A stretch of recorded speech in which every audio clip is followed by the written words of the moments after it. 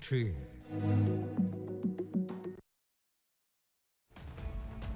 Coming up on First at 4, an American Idol winner and Eastern Kentucky native was back in the region today.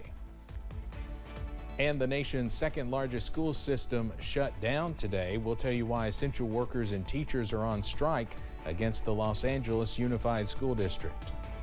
Plus, a few changes coming up as we head through the back half of the work week. The details next as Mountain News First at 4 starts right now. Dedicated to Eastern and Southern Kentucky, this is WYMT Mountain News First at 4.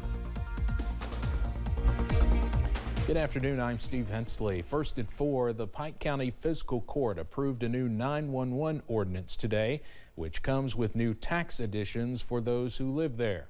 The new $4 monthly 911 fee, which will be added to property taxes, comes as a shift from landline telephone services grows, and the costs for 911 departments continue to increase.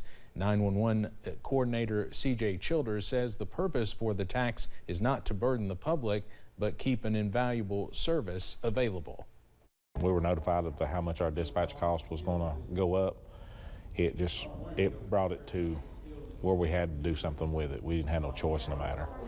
We couldn't push it down the road any longer. It had to be fixed. The fiscal court approved the tax with a majority vote, with one commissioner voting no.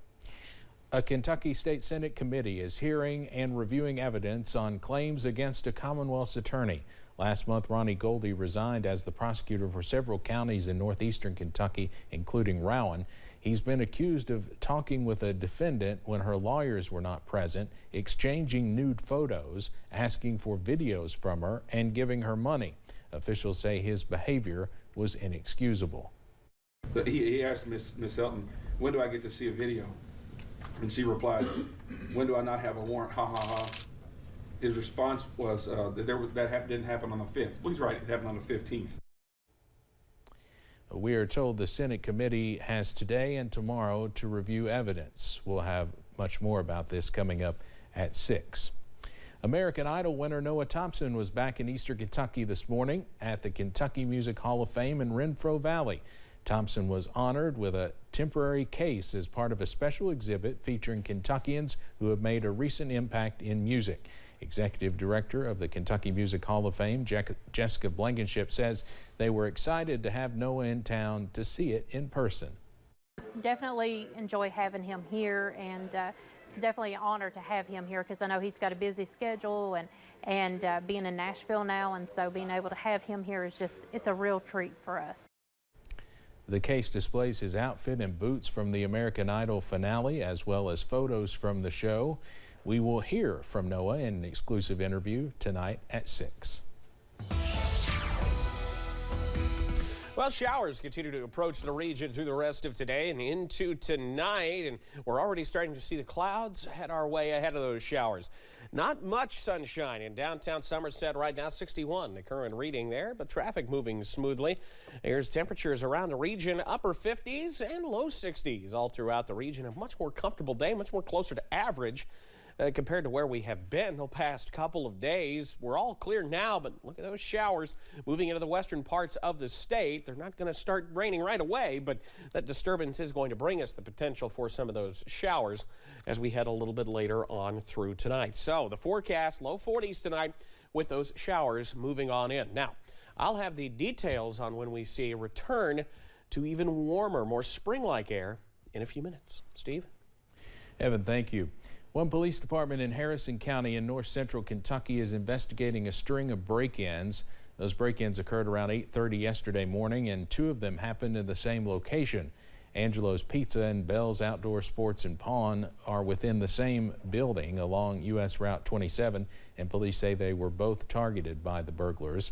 One of the officers with the Cynthiana Police Department says the suspect moved in and out of the pizza place very quickly, breaking through the front door to steal a register before dumping it into a nearby creek. It's a real good place. We all go and eat there. I mean, we just ate lunch there. The whole department did just a couple days prior to this. So. Josh Patrick of the Cynthiana Police Department says the suspect was a man who was skinny and had a black shirt and black hoodie. James Sexton of Cynthiana PD also says local businesses need to consider installing cameras and other security equipment in order to increase their chances of finding those who are responsible for crimes. Just across the border in Tennessee, a couple of Campbell County High School employees are under investigation. Principal Benjamin Faust is being investigated by the Department of Children's Services. The La Follette Press reports Faust is suspended by the school system and the Isaacs law firm is representing him. The law firm sent our sister station in Knoxville a statement saying he is a respected educator and denies any claims regarding illegal conduct. Our sister station also reached out to Campbell County Schools and are waiting for a statement. The head soccer coach is also suspended due to an investigation by the Campbell County Sheriff's Office. The La Follette Press says that investigation is into something from 10 years ago. The country's second largest school system is shut down today after tens of thousands of essential support workers walked off the job this morning. Teachers joined the three-day strike against the Los Angeles Unified School District in support of their co-workers. CBS's Danya Backus has the latest from L.A.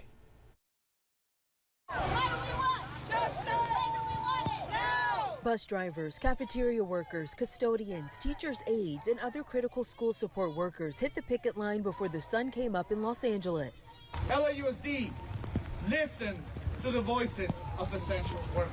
The walkout shut down more than 1,000 schools, affecting more than 500,000 students. The union is demanding a 30% raise and better working conditions for 30,000 essential support workers who've been without a contract since June 2020. The district has offered a 20% pay increase and a 3% bonus. Superintendent Alberto Carvalho says the union is refusing to negotiate. We were never able to be in the same room or at the same table to address these issues. We had agreed to meet in good faith, but LAUSD immediately broke her confidentiality agreement and went to the LA Times. This is just the first day of a planned 3-day walkout. Once negotiations resume, both sides are hopeful an agreement can be reached quickly. At least 35,000 teachers also walked off the job in support of their coworkers. A lot of them are close to being homeless. Many of them are living below the poverty line. The district is providing meals and supervision at about 150 schools for parents who couldn't arrange childcare. The city has also opened up 30 recreation centers for students. Danya Backus, CBS News, Los Angeles. LA's teachers are also without a contract. Theirs expired last year. Both unions said last week they will no longer extend their contracts. A shooting outside a high school in Arlington, Texas has left one student dead and another injured. Arlington police say shots were fired outside of Lamar High School yesterday morning. One student was hit and taken to the hospital, but later died from his injuries. A female student was also grazed by gunfire, but her injuries are not life-threatening.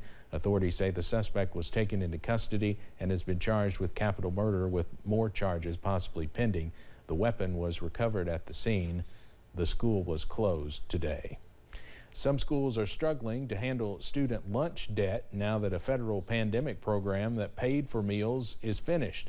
On top of that, inflation is forcing many cafeterias to raise prices on breakfast and lunch. Some schools are turning to donations to help balance the books. In South Dakota, the Meade School District says its lunch debt is about $500 higher this year than before the pandemic. To cover the losses, organizations, individuals, and businesses in the state's southwestern area have been chipping in. The district's food services director says the school nutrition program criteria is not keeping pace with inflation. She says lunch participation dropped about 20% in her area after the federal program ended on September 30th. Coming up on First